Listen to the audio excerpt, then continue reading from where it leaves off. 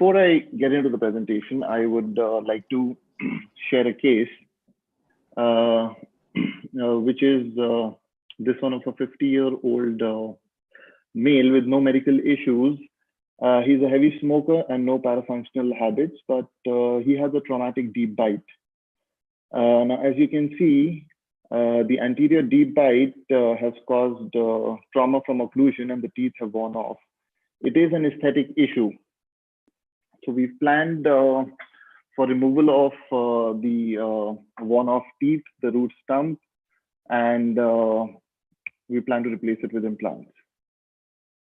So this is the situation after 45 days of the extraction. The gross soft tissue irregularities can be noted.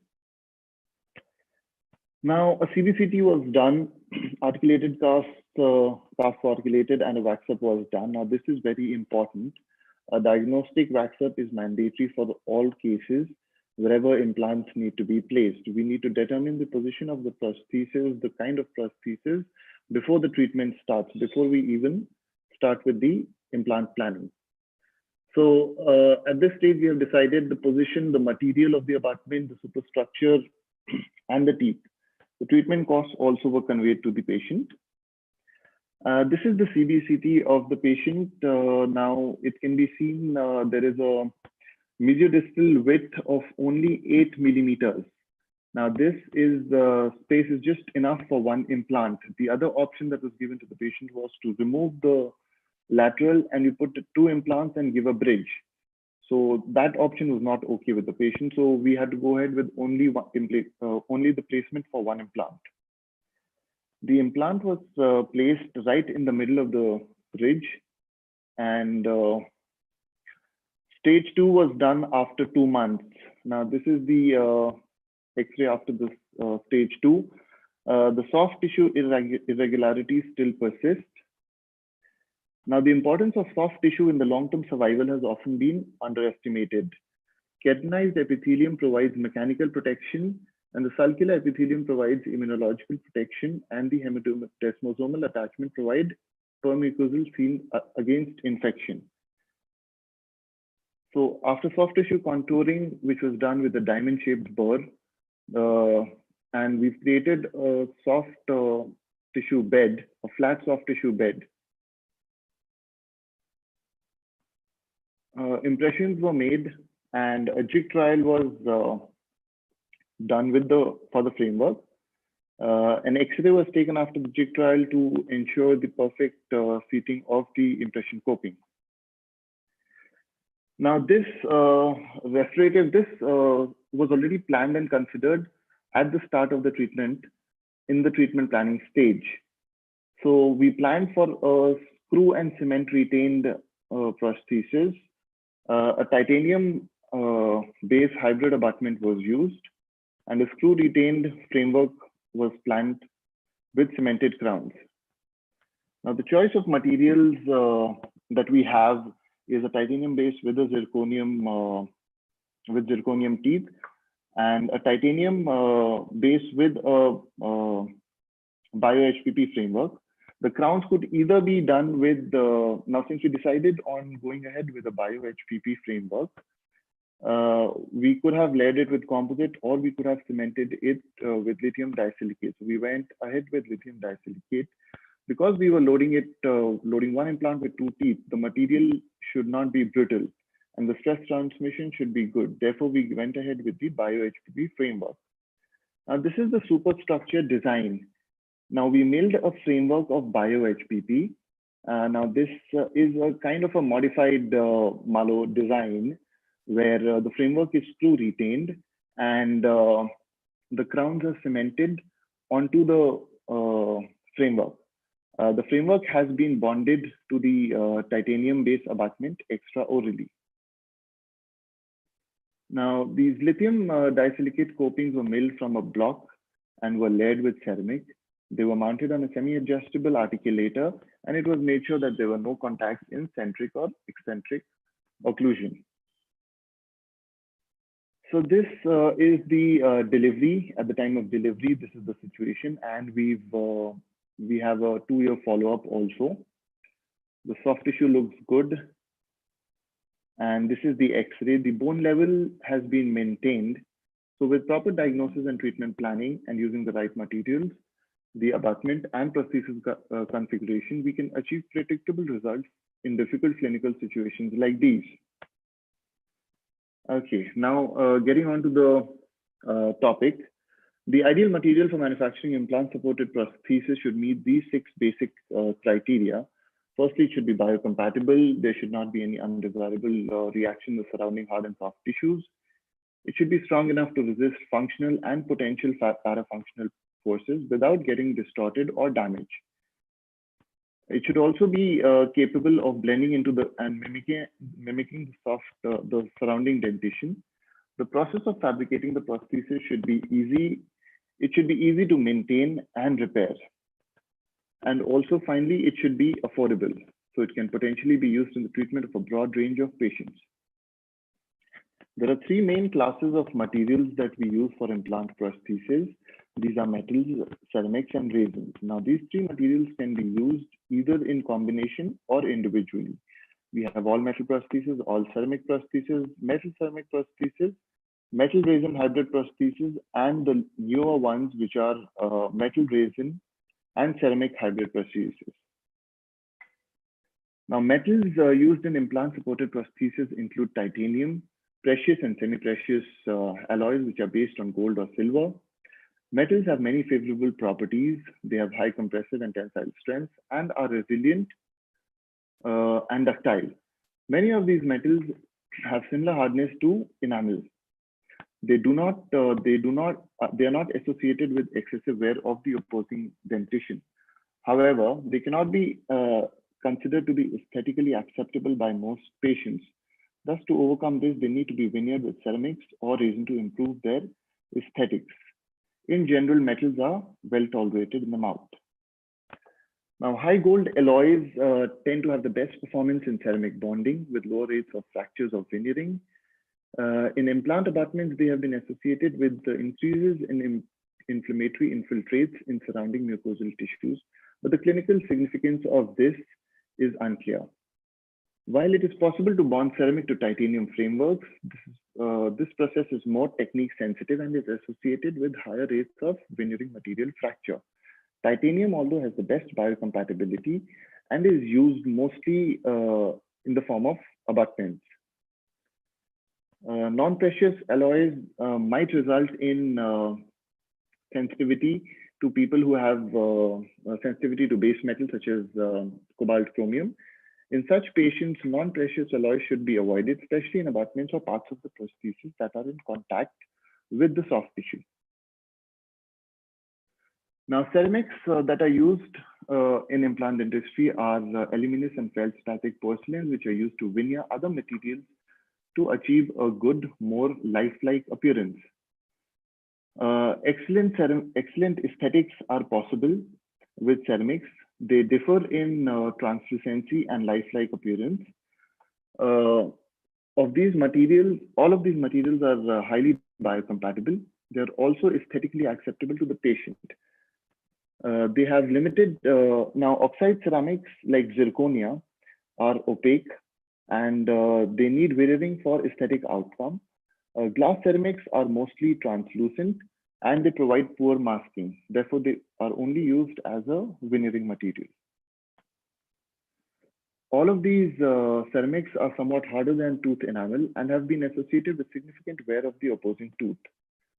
As such, care should be taken while using these materials in patients with strong bruxing habits. Finally, all ceramics are brittle materials.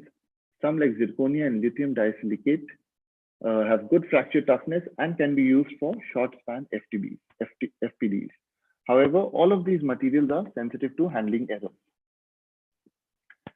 Resin-based materials include acrylics, composite resins, and polyether ketone, PEEK, which has recently gained a lot of popularity. Now, these materials are weak and soft. They are prone to wear and occlusion, but they can be easily made and repaired. They are also cost effective.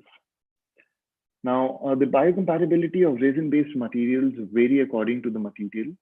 Acrylics can still leach out monomer after curing, causing local irritation to surrounding tissues. Thus, it is advisable to keep acrylic materials away from soft tissues as much as possible. Composite resins tend to be well tolerated as they do not release toxic chemicals after they have been cured. PEEK appears to be stable over time, but there is little data on its biocompatibility. PEEK supposedly, as of now, has excellent biocompatibility. Long-term studies for PEEK biocompatibility are not available. They have low plaque affinity. They are white, they are lighter, and the modulus of elasticity for PEEK is 4 GPa, of that of bone is 14 GPa. So this is the most bone-like material that we are using. It behaves like bone. It gives a cushioning effect. It stimulates bone remodeling around the implant. It is thermoplastic till 335 degrees. That means it can be autoclaved. It has reduced solubility in water. It has reduced solubility and water absorption. Mechanical properties of PEEK are similar to bone, thus it is superior to metal and ceramics. Bio-HPP is PEEK with ceramic microparticles created and optimized for dental use. It has high polishability.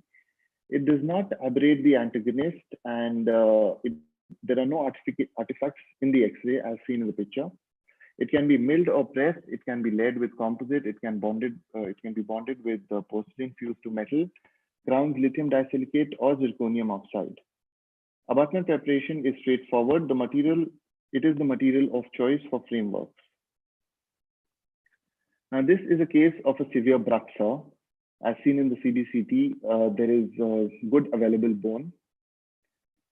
Implants were placed in the prosthodontically correct position. Stage 2 was done. And we have used a customized Bio-HPP abutment bonded to a prefabricated titanium base, which is layered with composite. In case of excessive wear, the composite layering can be removed intraorally. An impression can be taken of the Bio-HPP abutment like a traditional crown prep and then replaced with a cemented zirconia crown. Now, factors to consider while selecting the materials are aesthetics of the prosthesis and adjacent soft tissues, prosthesis type and location of the treatment site, and patient-related risk factors. Optimal aesthetics involve the appearance of both the replacement teeth as well as the adjacent soft tissues. The White Aesthetic Score described by Belcher and others in 2009 details the parameters that the clinician should seek to reproduce an aesthetic result. The ceramic material's ability to mimic natural tooth colors and translucency clearly has an impact on the aesthetic outcomes and thus the White Aesthetic Score. Materials also impact on the aesthetics of the peri-implant tissues. In the example here, the aesthetic outcome of the ceramic prosthesis on the upper right central incisor is excellent. But the grayish discoloration that is seen in the adjacent peri-implant mucosa detracts from the overall result. Forhauser and others examined single-tooth implant crowns and found that the color of the peri-implant soft tissues matched that of a reference tooth in only 1/3 of the cases. The pink aesthetic score integrates multiple variables responsible for an optimal soft tissue outcome, and we should be mindful of the impact of various materials on these parameters. For the aesthetic outcome of soft tissues, a minimum critical mucosal thickness of 2 millimeters is required. Less than 2 mm of thickness, as seen in this case, where there is a thin periodontal phenotype, all materials are visible. Therefore, we should use an all ceramic crown with a ceramic or PEEK abutment. With a mucosa thickness of more than 2 millimeters, the material of choice has less of an aesthetic importance. With more than 3 millimeters, there is no significant difference in soft tissue color that can be detected amongst various materials. Now, material selection on the basis of prosthesis type and location for single crowns. In a review done by Young and others from 2012, there was no significant difference between the survival rates of a single all ceramic crown and metal ceramic crowns. In the anterior, glass ceramics may be preferred for aesthetics, For posterior, zirconium oxide ceramics are preferred for strength. Monolithic non-veneered crowns further reduce the risk of fracture. If required, they can also be veneered. For multi-unit FDPs, in the same review done by Young and others from 2012, there was very limited published data on the survival of multi-unit all-ceramic prostheses. Hence, metal ceramic prostheses remain the preferred option in this situation. Most recent hybrid resin-reinforced ceramic materials are emerging, but data is equally limited, if not non-existent at present. For long-span FPDs, flexure can lead to a lot of problems. Implants lack periodontal ligaments and are therefore less resilient than teeth. As a result, any load must be managed with the prosthesis and the implants. Excessive flexure of the FPD is associated with problems such as fracture of the ceramic veneering, materials, and screw loosening. Strategies to minimize these risks include using stiffer materials like non-precious alloys in metal ceramic FPDs and increasing the vertical thickness of the connectors.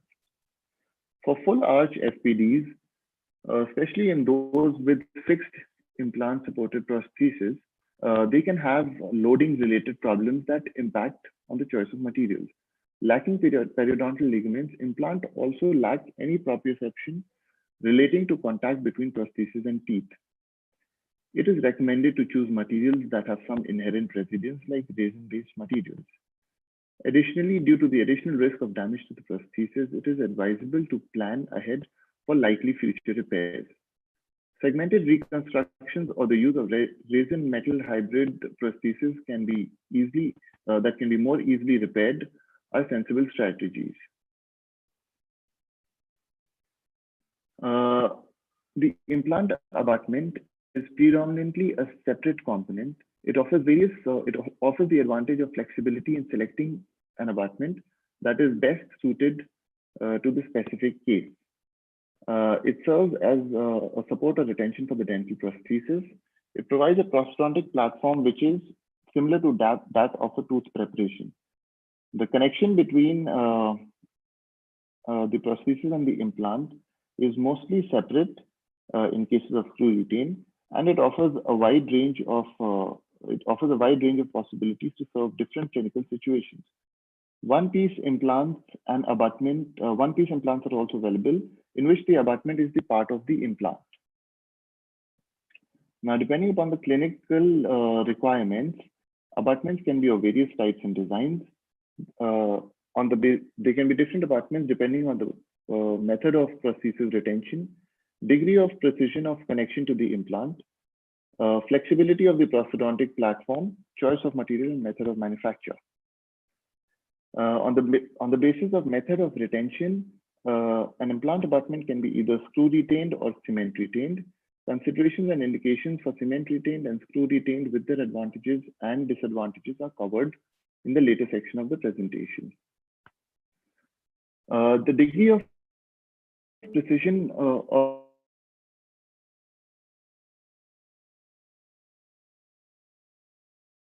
is a fundamental aspect of a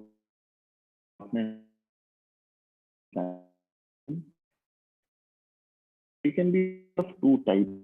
They can be either engaged or engaged. An engaged abutment prevents rotation. In